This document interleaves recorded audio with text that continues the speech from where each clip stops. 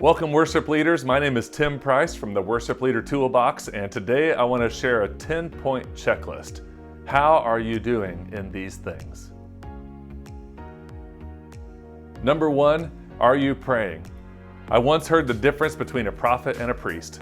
A prophet goes to the people on behalf of God, but a priest goes to God on behalf of the people.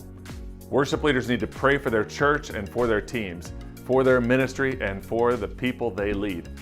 God works through prayer, and it's true that prayer is more than a checklist item. It's a posture we develop, but more than the discipline of prayer, it's about the desperation as we cry out. When we pray, action starts. Invite your people to pray, pray as a group, pray on your own, and watch God work in amazing ways. Are you planning ahead? It's a very loving act to prepare to be ready for the people to give their best. This means focusing on the details leading up to each weekend. Do you have schedules for your team? Are you prepared with music for the rehearsals? Have you planned ahead so they know what's coming up? As a worship leader, create the systems to make sure you are planning ahead.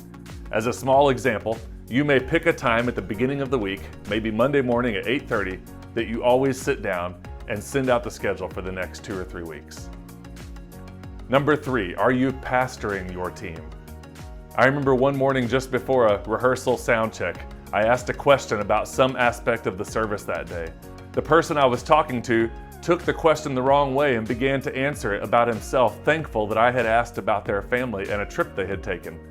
I don't remember how I phrased the question, but I remember thinking that people really do love to be known and noticed.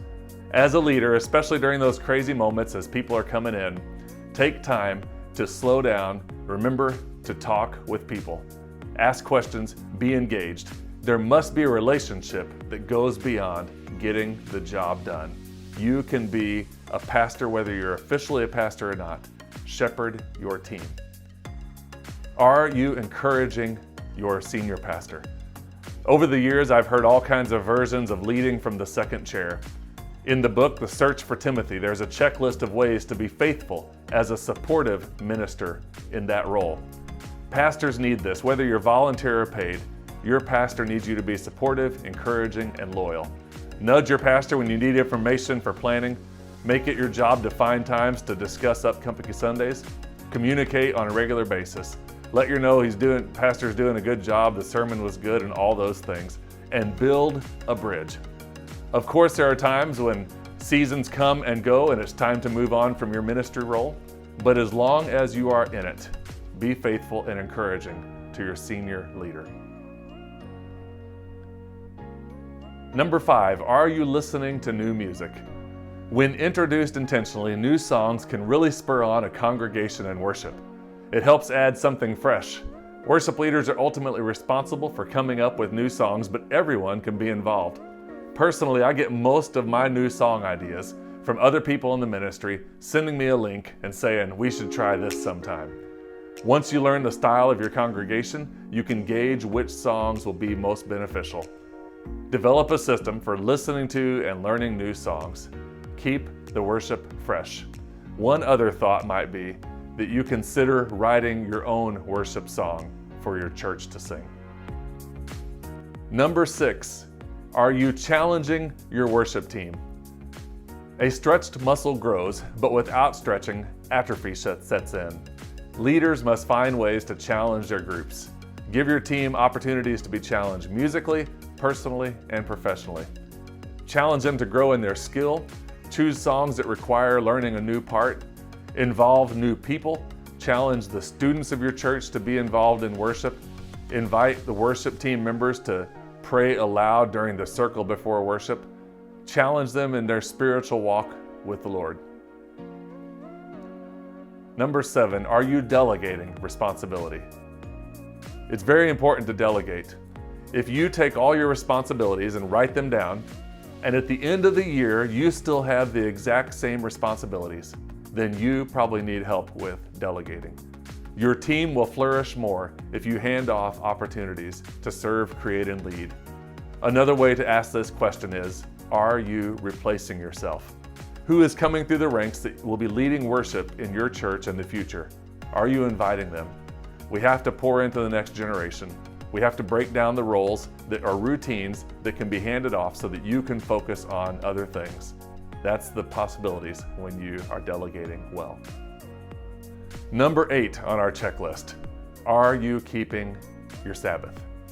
Our work should flow from our time of Sabbath instead of thinking about resting at the end of a week of work.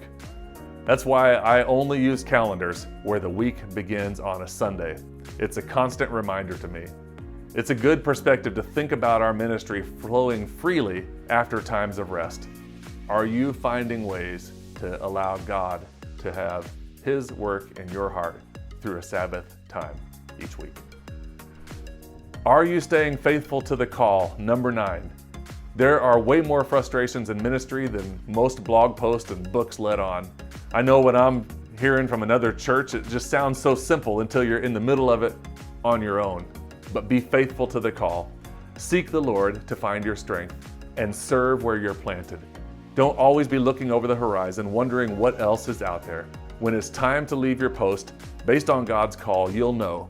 But until then, stay focused where you are, growing the people and the church you serve. Number 10, a long one. Are you staying fit spiritually, physically, emotionally, relationally, and financially? Each person brings home with them to work. There's no way around it. If you aren't staying fit spiritually or physically, this is going to impact your work, your team, your ministry, and your mission. If things aren't lining up relational or financially at home, you begin to bring a different level of stress and attitude in your work. So stay fit so you're able and ready to serve as God has called you. Find someone with whom you can share the burden, someone you can encourage, and who it can encourage you. If you would like a free copy of this cute little infographic of these 10-point checklists for worship leaders, just go to worshipleadertoolbox.com. You can also join us on the Facebook community, Worship Leader Toolbox Community. My name is Tim Price, and I want to thank you for listening today, and I also want to thank you for your ongoing ministry.